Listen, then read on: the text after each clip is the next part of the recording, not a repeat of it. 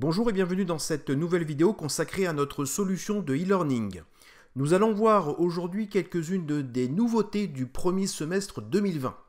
Pour rappel, vous trouverez sur cette chaîne le tutoriel vidéo pour mettre en place la solution de A à Z. Le lien devrait apparaître maintenant en haut à droite. Commençons tout de suite par la nouveauté la plus visible, c'est-à-dire l'ajout de deux chapitres, la protection des données confidentielles et le RGPD ou Règlement général sur la protection des données. Comme d'habitude, en tant qu'administrateur, vous pouvez consulter le contenu des cours via l'écran qui est affiché actuellement. Il vous suffit de cliquer sur le lien et de commencer la leçon sans être pour autant connecté en tant qu'utilisateur. Si vous êtes déjà administrateur de la solution et que vous souhaitez uniquement lancer une formation sur ces deux nouveaux chapitres, voici comment faire. Dirigez-vous vers la section groupe de formation, puis créez un nouveau groupe.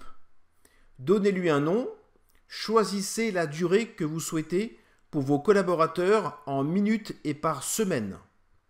Ici, par exemple, je vais demander à ce que mes collaborateurs fassent au moins 20 minutes de cours par semaine.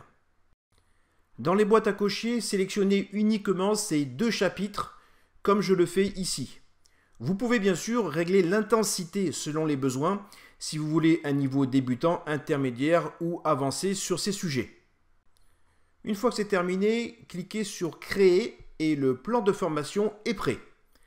Bien sûr, en tant qu'administrateur, vous pouvez regarder ce qui va se passer semaine par semaine.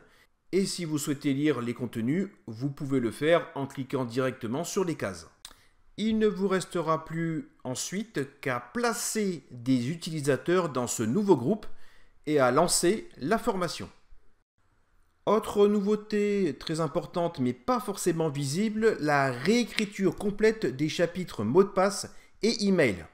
La seule façon de constater cette nouveauté est si vous avez déjà un cursus actuellement en cours. Si c'est le cas, vous constaterez que votre cursus a été renommé avec l'année de création, c'est-à-dire 2018. Alors que si vous créez un tout nouveau plan de formation incluant ces deux chapitres réécrits, vous n'aurez pas l'intitulé 2018, signifiant ainsi que vous êtes bien sur les contenus de cours 2020. Bien sûr, si vous êtes tout nouveau client Kaspersky, pour la partie e-learning, vous n'aurez pas à vous soucier de cela. Parlons maintenant des outils à votre disposition pour suivre les plannings de formation.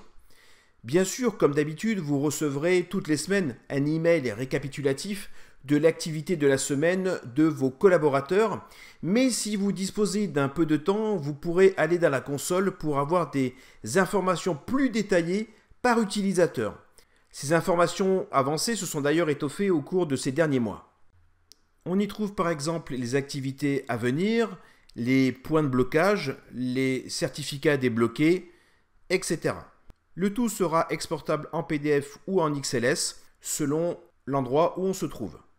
Dans le deuxième onglet, on constatera que le niveau de détail est très avancé puisqu'on peut voir par exemple le temps écoulé pour un chapitre ou s'il y a eu des erreurs ou au contraire si le chapitre a été survolé.